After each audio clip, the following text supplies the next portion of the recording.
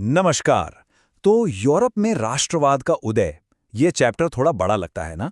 पर अगर इसे जल्दी और असरदार तरीके से समझना है तो आप बिल्कुल सही जगह पर हैं।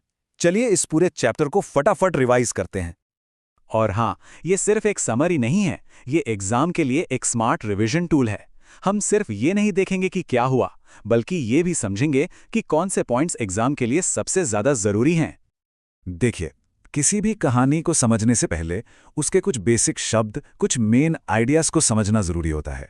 तो पहले चलिए इन कॉन्सेप्ट्स को जान लेते हैं, क्योंकि इनसे जुड़े सवाल तो आते ही आते हैं। तो सबसे पहले राष्ट्रवाद।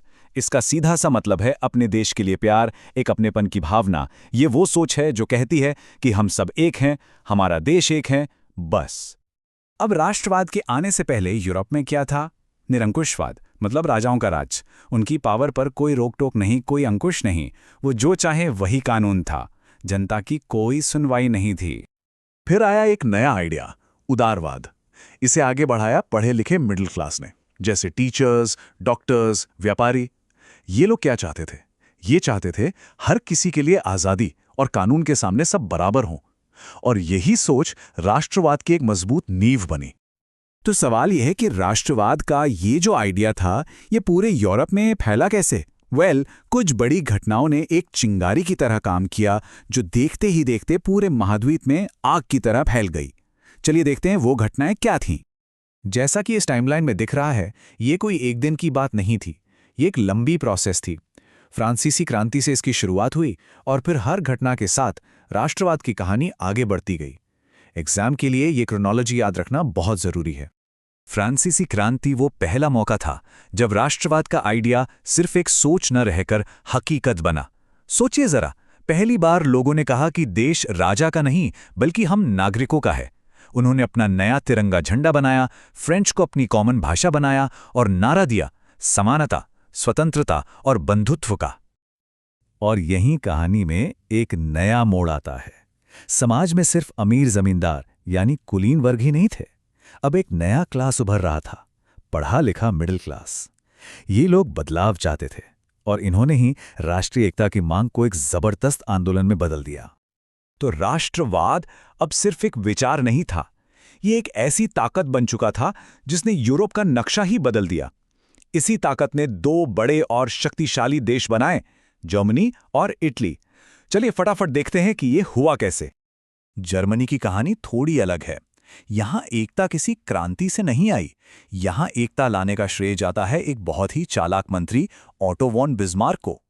उन्होंने ब्लड एंड आयरन यानी रक्त और लॉ की नीति अपनाई। मतलब साफ था, एकता बातों से नहीं बल्कि युद्ध और ताकत से हासिल होगी, और उन्होंने करके दिखाया।